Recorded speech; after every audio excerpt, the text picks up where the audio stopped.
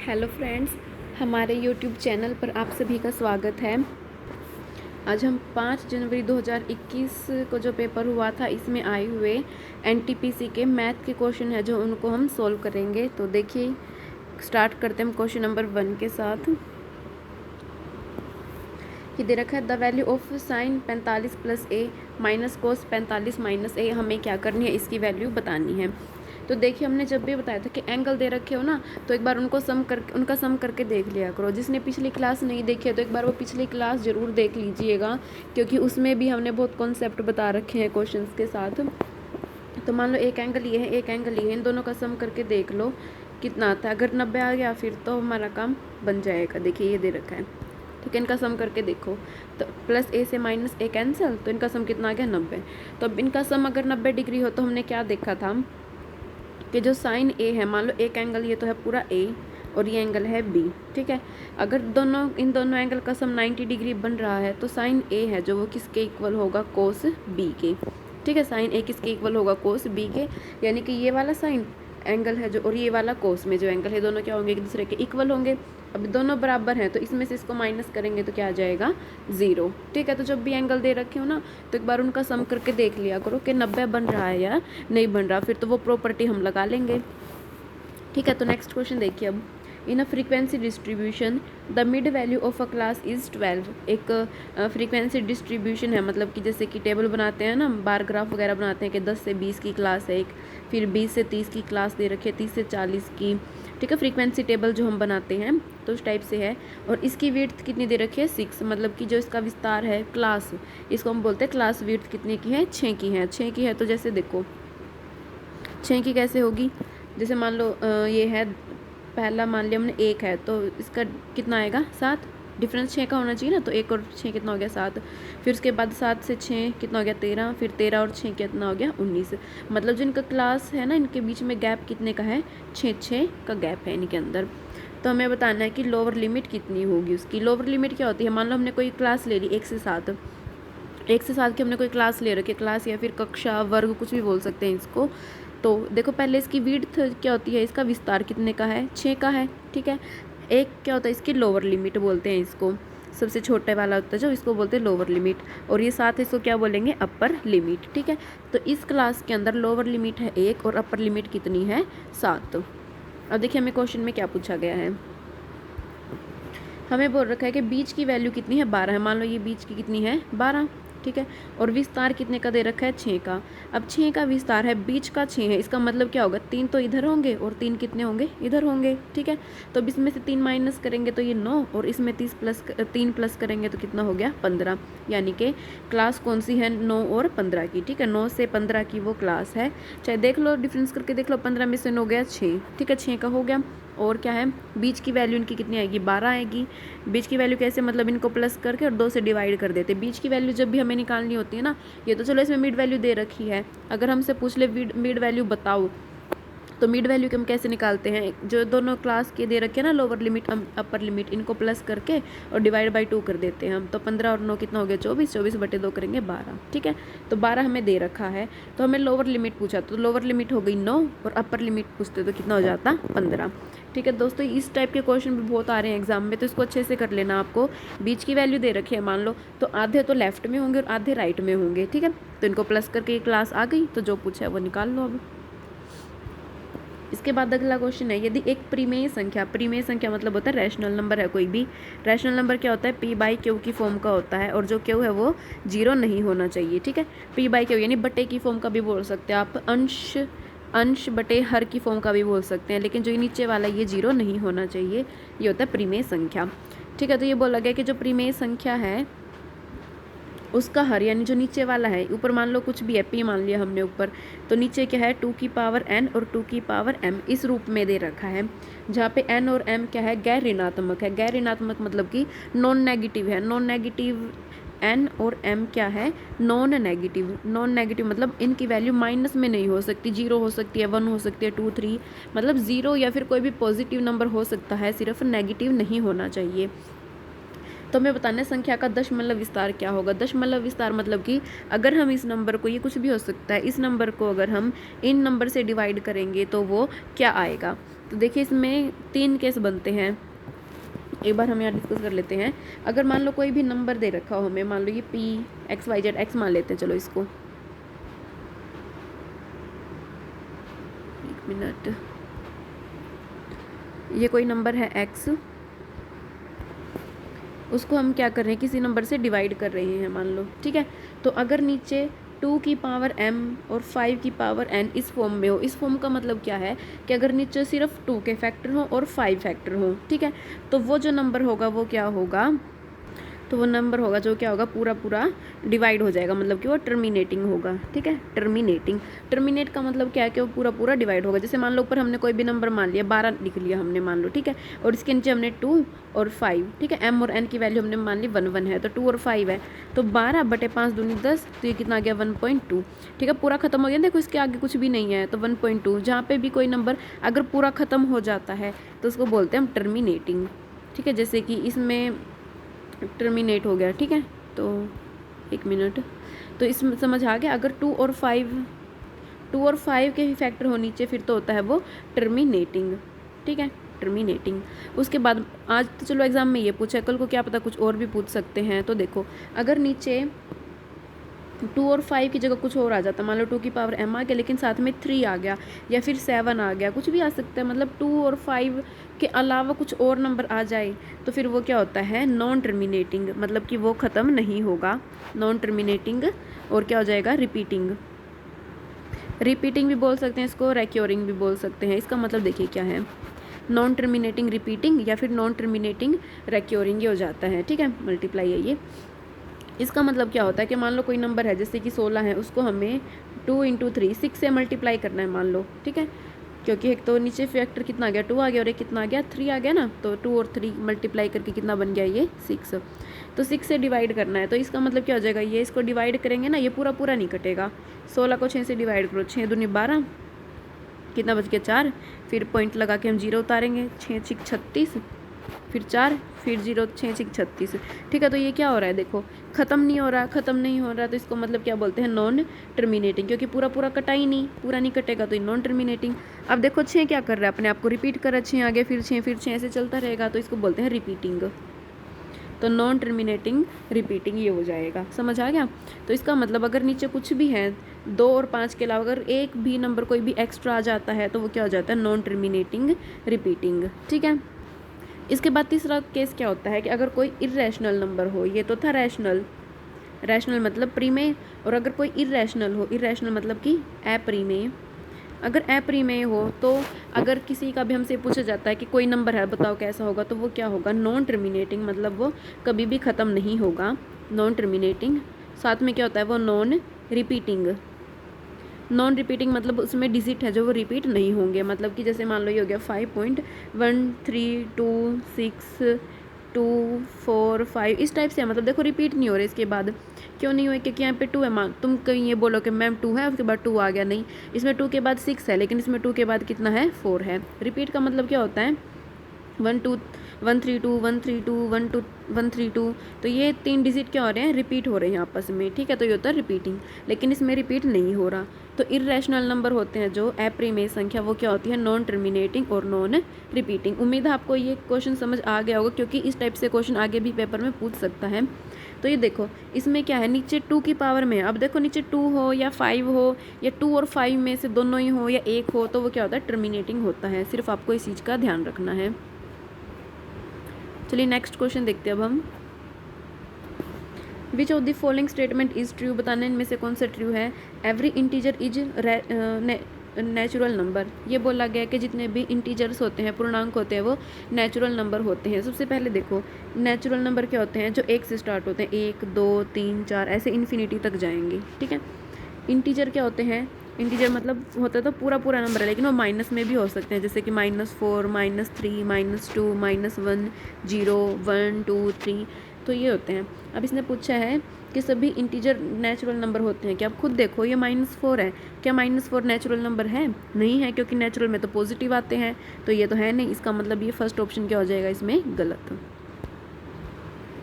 आपको इनकी डेफिनेशन पता होनी चाहिए इसके लिए, तो देखिए मैं लिख देती हूँ। जो नेचुरल नंबर होते हैं वो तो क्या होते हैं, 1 से स्टार्ट होते हैं, 1 2 3 ऐसे अनंत तक चलते हैं। होल नंबर क्या होते हैं, जो जीरो से स्टार्ट होते हैं, 0 1 2 3 अनंत तक चलते हैं ये। इंटीजर क्या होते हैं, इसमें पॉजिटिव और नेगेटिव दोनों होते हैं, जैसे कि -3 -2 -1 0 1 2, ठीक है, तो इंटीजर में ही होते हैं। उसके बाद रियल नंबर क्या होते हैं, रियल नंबर में मतलब पॉइंटों में भी आ जाते हैं और नंबर भी, कंप्लीट नंबर भी, जैसे 2 भी हो गया इसके अंदर, -2 भी हो गया, 2.34 भी हो गया, -2.34 भी हो गया, ठीक है। इसमें तो पूरे पूरे नंबर थे, देखो इसमें पॉइंटों में भी आ जाते हैं साथ में। उसके बाद आता है कॉम्प्लेक्स नंबर। कॉम्प्लेक्स नंबर क्या होते हैं, जैसे कि 2 + 3, इसमें आयोटा आ जाता है। आयोटा की वैल्यू क्या होती है, √-1 होती है। इसमें आपको इतनी डिटेल में नहीं जाना, सिर्फ जो काम का था मैंने बता दिया। तो इसमें क्या होते हैं, इमेजनरी, इसको बोला जाता है इमेजनरी नंबर। 5 + 4 आयोटा, इस टाइप से होते हैं। आयोटा जिसमें लग जाता है वो होता है कॉम्प्लेक्स नंबर, ठीक है। और क्या होता है इसमें, रैशनल नंबर अभी हमने देखा था, रैशनल या फिर प्रीमेय बोलते हैं इसको हिंदी में। ये क्या होते हैं, p/q के फॉर्म में होते हैं, यानी बटे की फॉर्म में, और क्यू होता है जिसमें जीरो नहीं होता। इरेशनल नंबर क्या होते हैं, रैशनल को छोड़ के जो भी बच गए वो इरेशनल होते हैं, ठीक है। इसमें मेन रूट के अंदर आते हैं, जैसे कि √24 √5, तो रूट वाले होते हैं वो इरेशनल होते हैं। अब देखिए हम क्वेश्चन देखते हैं हमारा।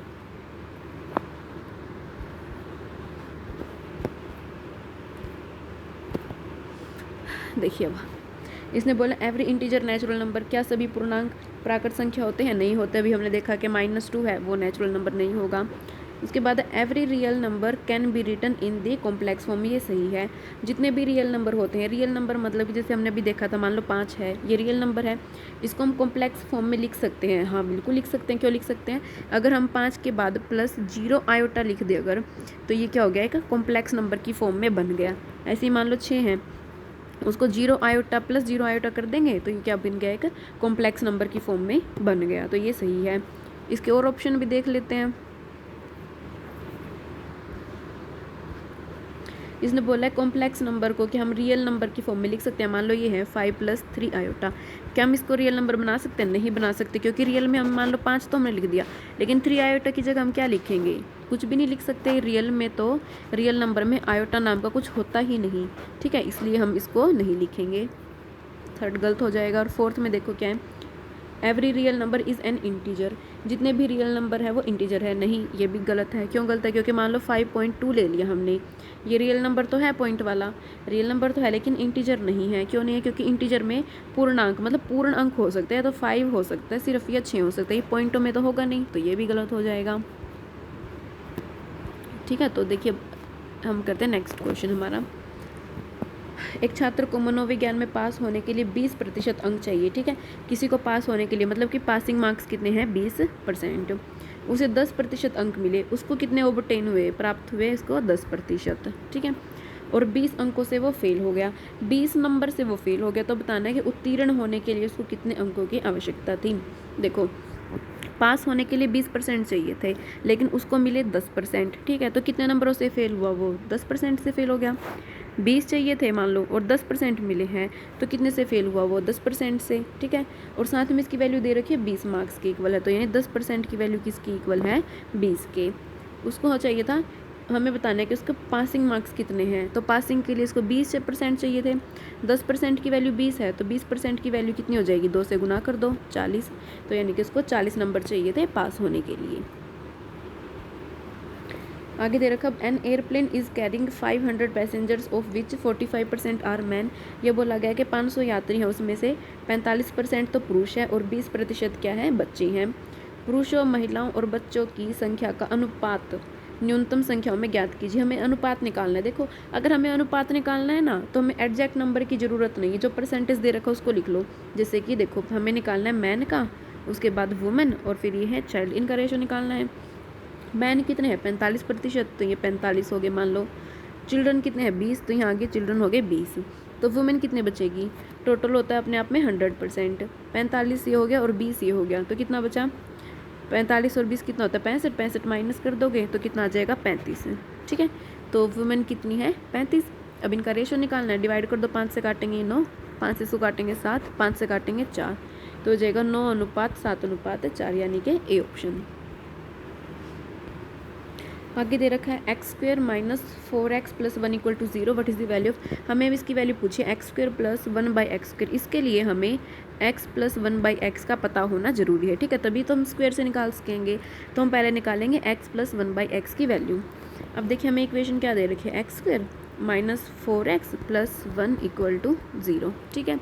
अब x हमें क्या चाहिए, देखो यहाँ पे एक्स स्क्वेयर तो है, ठीक है, और यहाँ भी एक्स स्क्वेयर है, इसका मतलब एक्स स्क्वेयर, इसको तो ऐसे कैसे रहने देते हैं हम।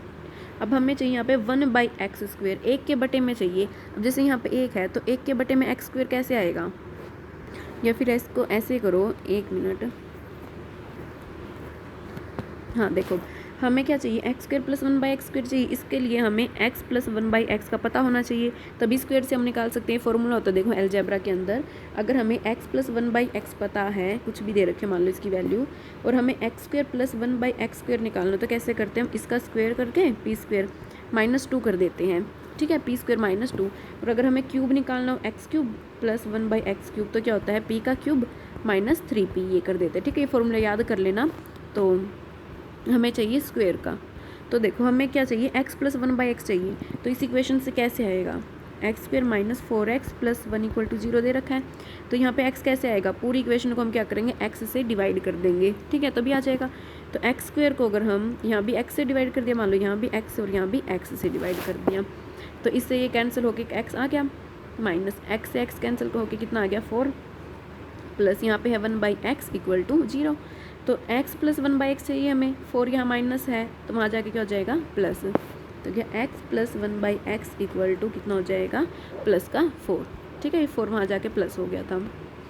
अब यहाँ गया, अब हमें क्या चाहिए, स्क्वायर चाहिए, बस सिंपल स्क्वायर का फॉर्मूला पुट कर दो। यहाँ पे क्या होता है, इसका स्क्वायर 4 का स्क्वायर 16 माइनस 2, तो 16 में से 2 गया 14, ठीक है, तो इसका आंसर क्या हो जाएगा 14 आंसर आ जाएगा इसके अंदर। चलिए नेक्स्ट क्वेश्चन करते हैं अब हम। The exterior angles of any polygon sum up to, कोई भी बहुभुज उसके बाह्य कोणों का योग कितना होता है। देखिए कोई भी बहुभुज है, हम मान लेते हैं क्वाड्रिलेटरल है या कुछ भी है मान लो, तो उसके बाहर वाले एंगल, यानी ये हो गया एक ये हो गया, ठीक है, ये हो गया, मान लो ये हो गया, तो इनके एंगल का जो सम होगा वो बताना है हमें कितना होगा। तो ये कितना होता है 360, एक्सटीरियर एंगल का सम कितना होता है हमेशा 360। अच्छा इसमें और बातें क्या पूछ सकते हैं, इसमें पूछ सकते हैं मान लो कि जैसे ये बोल दिया कि एक एंगल 60 डिग्री का है, एक बाह्य कोण 60 डिग्री का है, तो ये बताओ कि उसमें कितनी भुजाएं होंगी। ये क्वेश्चन पेपर में आया हुआ है इसलिए मैं बता रही हूँ। मान लियो कि ये दे दिया तुम्हें कि प्रत्येक बाह्य कोण 60 डिग्री के हैं, तो बताओ भुजा कितनी होगी। तो देखो टोटल एंगल हमें पता है 360 है, उसको एक के कोण से डिवाइड कर दो, यानी 60 से डिवाइड कर देंगे तो कितना आ गया, ये 6 आ गया, ठीक है, यानी 6 साइड होंगी उसके अंदर। और कई बार ऐसे कह देते हैं कि कोई रेगुलर पॉलीगन दे रखा है उसकी 6 साइड हैं, ठीक है, 6 साइड है, तो बताओ प्रत्येक एंगल कितने के होंगे। तो देखो टोटल होते हैं 360, ठीक है, और उसको भुजा से डिवाइड कर देंगे, भुजा हो गई 6, तो कितना आ गया 60, यानी 60 डिग्री के। इसका मतलब क्या है, अगर तुम्हें भुजा दे रखी हो तो 360 को भुजा से डिवाइड कर दो, जैसे ये, तो एंगल आ जाएगा। अगर एंगल दे रखा हो तो एंगल से डिवाइड कर दो, भुजा आ जाएगी, ठीक है, रिवर्स में होता है बस ये। उसके बाद ये सिंप्लीफिकेशन ऑफ क्वेश्चन है, इसको सोल्व कर लोगे, जैसे 5 से 100 काटेंगे कितना आ गया 70, और 70 दूनी 140, प्लस हमें 30% बताना है 250 का। देखो 30% है, या तो डायरेक्ट अगर आप परसेंट हटा के 100 कर लो, या फिर इसको डायरेक्ट कैसे कर सकते हो आप, कोई भी नंबर है उसका 10% कितना होता है, जैसे मान लो 250 है, इसका 10% अगर हमें निकालना है 10%, तो 10% कैसे निकालते हैं हम, एक जीरो काट दो वो 10% होता है, ठीक है, तो 10% की वैल्यू है 25, हमें चाहिए 30%, तो 30% कितना हो जाएगा 3 गुना, यानी 25 या 75, ठीक है। तो कोशिश किया करो छोटी छोटी ट्रिक अपनाने की, ताकि आपकी कैलकुलेशन में टाइम कम लगे।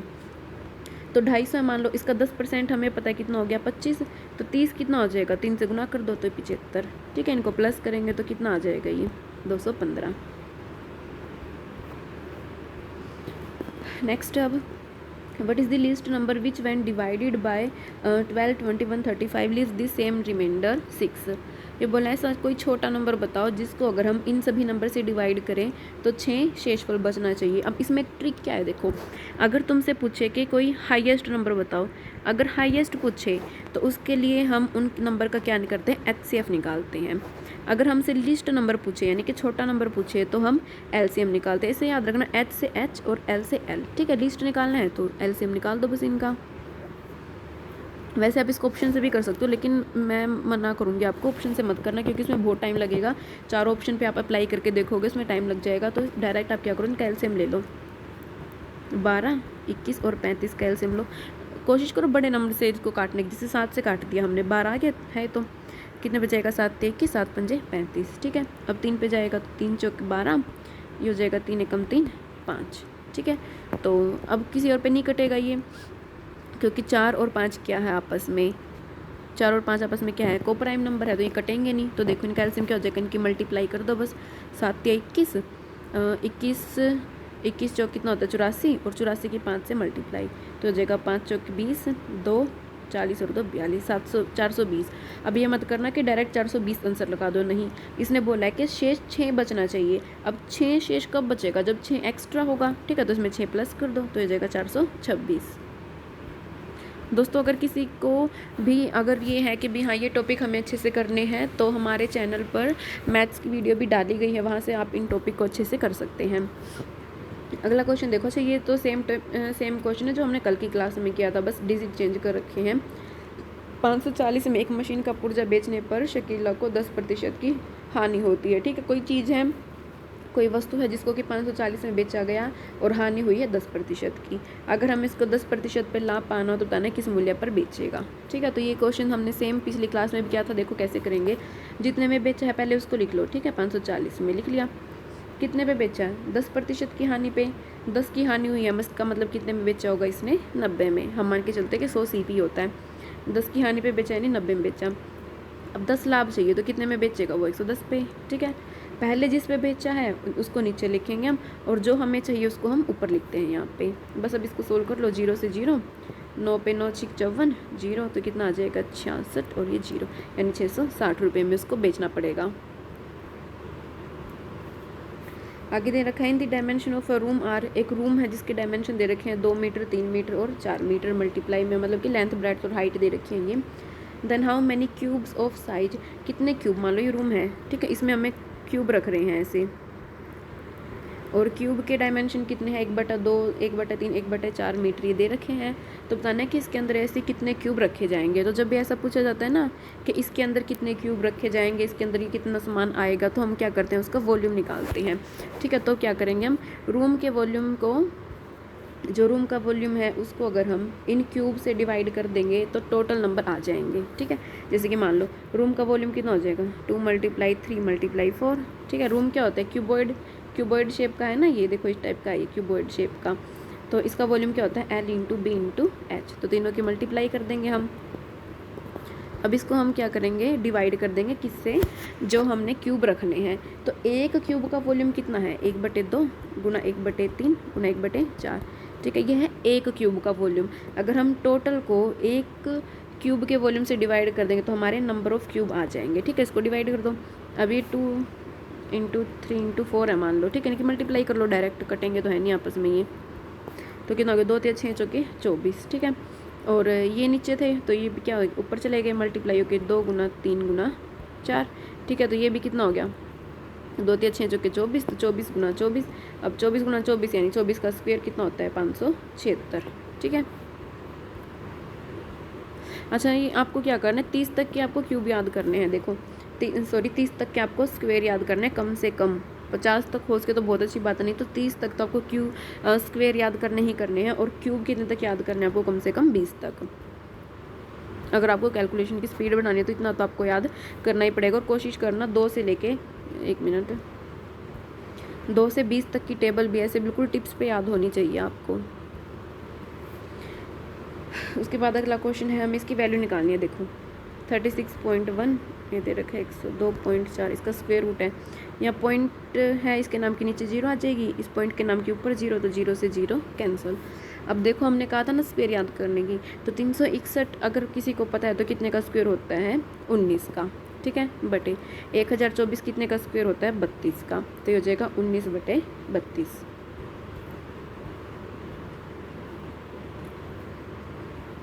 देखिए ये दे रखा है the sum of the deviation about the mean is always. जो भी मीन होता है, मीन मतलब जैसे 2 नंबर है, मान लो 3 नंबर हैं, ये 2, 4 और ये 6, 3 नंबर दे रखे हैं ये, तो इनका मीन क्या होगा, इन तीनों को प्लस करके बीच की वैल्यू मतलब प्लस करके डिवाइड बाय 3 कर दो, 6 और 4 10 और 2 12, 12/3 करेंगे तो 4, ठीक है। बीच की जो वैल्यू होती है मतलब एवरेज भी बोल सकते हैं हम इसको, एवरेज भी हम इसको बोल सकते हैं। तो इसका मीन कितना आ गया 4।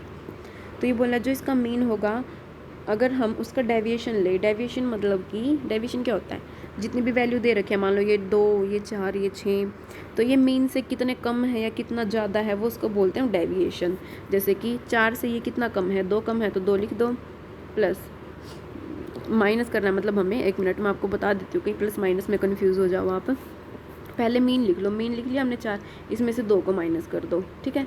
उसके बाद 4 में से 4 को माइनस कर दो, उसके बाद 4 में से 6 को माइनस कर दो। ये ध्यान रखना, पहले मीन लिखा तो मीन ही लिखेंगे हम, 4 - 2, 4 - 4 और 4 - 6 कितना आया, ये 2 हो गया, ये कितना हो गया 0 और ये कितना हो गया -2, ठीक है। 4 - 6 है ना, तो -2 हो गया, ये आ गया इनका डेविएशन।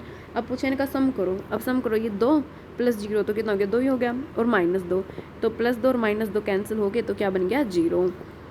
तो इसने क्या पूछा है कि अगर हम जब भी डेविएशन निकालते हैं मीन का, और डेविएशन निकालने के बाद अगर हम उनका सम करें तो उसकी वैल्यू हमेशा क्या आएगी, तो वो आएगी 0, ठीक है। समझाने के लिए मैंने बता दिया, वरना आपको करने की ज़रूरत नहीं है इसको। देखो अगला फिर सिंप्लीफिकेशन का आ गया, तो ये 7 + 5 माइनस, ठीक है। पहले ब्रैकेट सोल्व करेंगे हम, तो 89 + 7 कितना हो जाएगा 96, तो ये हो जाएगा 2 × 96, ठीक है, माइनस। अब 94 / 2 है, 2 से डिवाइड करेंगे तो कितना हो जाएगा, 2 चौके 8, 1 2 से 14 यानी 47, प्लस अब इस ब्रैकेट को सोल्व करना है तो 3 पे काटेंगे, सो कितना आ गया ये 11, ठीक है। यहाँ लिख देती हूँ मैं, ये 11 प्लस 9 दूनी कितना हो गया 18, माइनस में 7। अब इसको सोल्व कर लो, 7 और 5 कितना हो गया यहाँ पे 12, माइनस 96 दूनी करेंगे तो 6 दूनी 12, 1 18 और 1 19, 92, माइनस कितना है 47, ठीक है। प्लस में अब इसको सोल्व कर लो, 11 और 18 कितना हो गया 29, 29 में से 7 माइनस करेंगे तो हो जाएगा 22। अब इसको सोल्व कर लो, ठीक है। तो 12 + 22 कितना हो गया, 12 + 22 कितना हो गया 34, माइनस इनको माइनस वालों को अलग से सोल्व कर लो, ये हो गया 7 और 2 9, 4 13 और ये 2, ठीक है 239। अब ये माइनस का ये प्लस का, तो माइनस कर दो तो कितना आ जाएगा, इनको माइनस करेंगे तो ये हो जाएगा 5 0, तो 1 मिनट, ये आंसर मैच नहीं करा, मतलब हमने कहीं गड़बड़ किया। देखो दोबारा करते हैं हम इसको एक बार, 1 सेकंड, ये हो गया, ठीक है 12, इसकी मल्टीप्लाई करके ये आ गया ये, और इसको जोड़ने के बाद ये, हाँ 1 मिनट, यहाँ पे ना डिवाइड बाय 11 भी है, ठीक है। इसको क्या करना है, पूरे को जो भी आएगा ना उसको 11 से भाग भी करना है। तो इसको सोल्व करने के बाद कितना आया था हमारा 22 आया था, और 22 को 11 से भाग करेंगे तो कितना आ गया 2, यानी यहाँ प्लस में 2 आएगा। 1 मिनट, यहाँ पे कितना आएगा प्लस में 2, ठीक है। अब इसको सोल्व कर लो, जैसे 12 और 2 कितना हो गया 14, माइनस इसको सोल्व करेंगे तो ये 9 और ये 3 और ये 239। अब 239 में से 14 माइनस कर दो, माइनस में आ जाएगा, ये हो जाएगा 5 और 2 225, तो -225 क्या हो जाएगा इसका आंसर, ठीक है। चलिए दोस्तों आज की क्लास में इतना ही। अब हम इसके जो क्वेश्चन रह गए उसको अगले पार्ट में करेंगे। दोस्तों अगर आपको हमारी क्लास अच्छी लग रही है तो प्लीज़ चैनल को ज़्यादा से ज़्यादा शेयर करना और सब्सक्राइब कर देना।